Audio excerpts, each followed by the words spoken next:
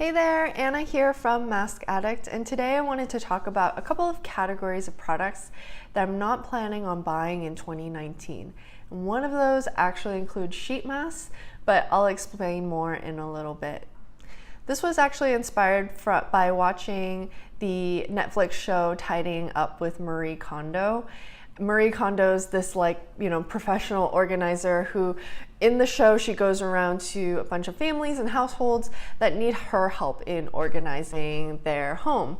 And watching a few episodes of the show, I thought about my own life and what areas that I need the most help in. And of course, being a skincare enthusiast, I have a lot of skincare. So her whole thing is about, keep the things that spark joy and throw away the things that don't. And I do have some things here that don't spark joy. And if you're not sure of how something sparks joy, she describes it as the feeling that you get when you hold a puppy, or I guess if you're not a dog person, the feeling you get when you hold a kitten. So, you just feel like warm and effervescent inside. So some of these things definitely don't spark that feeling in me, and other things actually spark a lot of joy, and I tend to buy a lot of these products, but because it takes me so long to use them up, the burden of having them in the back burner kind of stresses me out. So the first product category is tools and devices, gadgets. So what I mean by that is kind of like jade rollers, light therapy devices, things like that. I have gotten rid of a lot or just returned one even. So one example that I still have left is this rose quartz gua sha tool. So you're supposed to use this as for facial massage, and this is actually really nice. I'm doing this now and it feels really good at releasing the tension along my jaw. But the problem is I don't use this. I intended to use this every night before I go to bed as the last step in my routine, but by the time I get to bed I'm way too tired, and this just is a pretty little decoration on my bedside. Another thing that I've purchased is the Macon light therapy, and it's this little electronic gadget that emits LED light, and it emits blue, yellow, and red light, and it addresses different, skin concerns. And I was actually pretty regular in using it on half of my face because I wanted to see, well, am I going to see a dramatic difference between the two halves of my face? And I was doing that for a little while and I wasn't seeing any dramatic results, and then I kind of just slowly tapered off in using it and then not using it completely. Another device that I have since returned is the Wayskin device. It looks like a little donut. I'll insert a little picture here, and it measures hydration levels. So you press it against your face and it reads, how hydrated your face is. And a few bloggers that I follow, they like to use it to test how hydrating a product is, which is really helpful, but I don't have that kind of discipline. And I'm using the same products over and over again. I don't really switch up my routine. So my hydration level ended up being the same because I'm using the same products.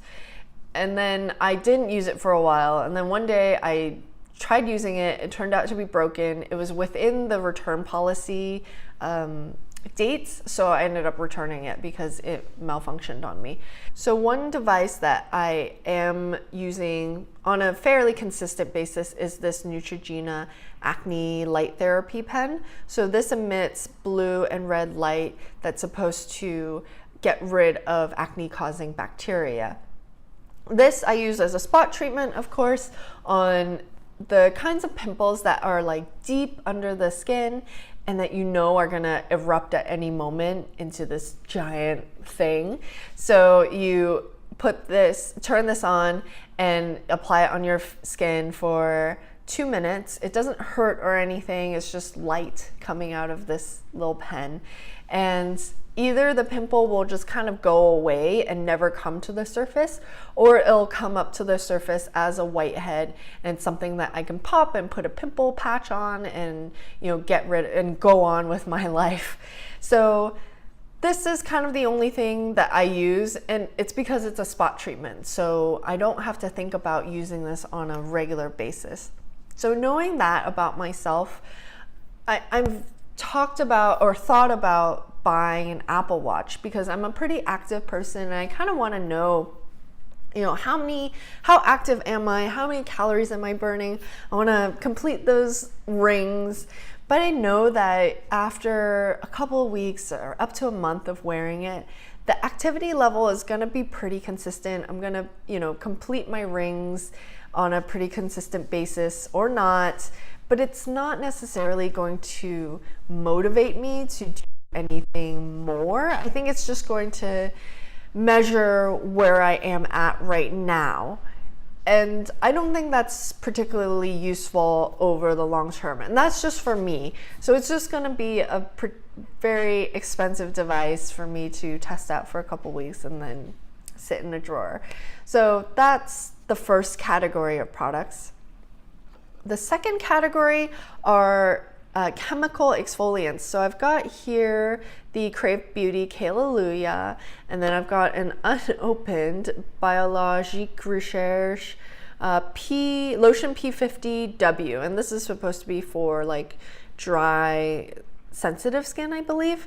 This is completely unopened. I got a facial from a spa that carries Biologique Recherche products, and I picked this up because my facialist recommended it. And this I've had open for over a year. I'm almost done with it, but it's just, and this is a great product, but because I am using Differin as my overall kind of retinol based product to consistently resurface my skin, I don't really feel the need to add more exfoliating products to my skincare routine. So I've actually been using this a lot on my chest area because I am prone to chest acne, so this does help keep that at bay. But I honestly don't need to buy any more. Like, this is unopened. This will last forever once I do start using it. And I want to finish this up. When does this expire? Not till 2020. But yeah, I'm coming up on the 12-month mark because it does have a 12-month use by as soon as you open it. So this is another category of products that I do enjoy. They do spark joy, but it takes me so damn long to use it up because of my particular skin type. I just need one exfoliant, which I'm using is Differin. The Differin that I'm using is resurfaces my skin on a regular basis, so I don't really feel the need to use an additional exfoliant on top of that. The next category of products that I'm not going to buy in 2019 are oils. So this is a new release from First Aid Beauty. It's the Ultra Repair Cannabis and Oat Dry Oil, and this is the Urang Glow Serum or Glow Oil Serum. This is a tiny little 15 milliliter one, and I purposely purchased the 15 milliliter because I've noticed that with oils, a 1 ounce bottle like this, and I typically use a couple of drops at a time, a 1 ounce bottle like that will last me almost a year, maybe even up to a year. So I really don't need more oils sitting in my skincare collection because I just opened this. I'll probably finish this in a year. I'm gonna have something waiting for me for a year until I'm able to open it and get to using it. So I'm glad that, you know, this brand, Urang, has the 1 ounce size and then this 15 milliliter size. So I'll get through this in hopefully half the time. But I have plenty of oils in my skincare collection already, and I don't need to buy any more. So I'm gonna try and be more mindful of that. This is a category that sparks a lot of joy. I love oils, but I am so slow in using them up that I don't need to buy anymore. The last category, as I mentioned before, is sheet masks, and there are very specific sheet masks that I don't plan on buying in 2019. So this is just an example. These are the Blossom Jeju 2-step petal mask. So it has a packet of camellia seed oil here as the first step, and then you apply the sheet mask on top. And I purchased a pack of 15 of these because they were on sale, because they were expiring in 6 months. So they were a really, really good deal. But because they are expiring in a couple of months, I feel the urge to use them up as soon as possible. But because I'm using these and I've reviewed them before, I don't feel the need to write another review for them. And when I'm using this mask, that means I can't use a new mask and review it for my Instagram. So this is, no matter how much I enjoy using these masks, they're kind of keeping me from doing my job, so to speak. So in a sense, they do spark joy because I love and enjoy using these masks, but they're keeping me from using a mask that maybe they could end up being a favorite and overthrowing this as a favorite. And I do want to use more masks and review more masks, and there's always new masks coming out. I mean, my wish list is ever growing. People are messaging me all the time, hey, have you tried this mask? And I'm like, no, I haven't. And part of the reason is because I'm busy using these.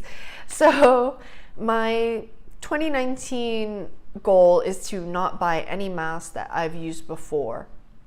That is it for things I'm not buying in 2019. To recap, it's little gadgets, chemical exfoliants, facial oils, and sheet masks like these that I've already used and love. I don't need anymore. Thank you so much for watching. I'm curious to see if you have any skincare resolutions like this.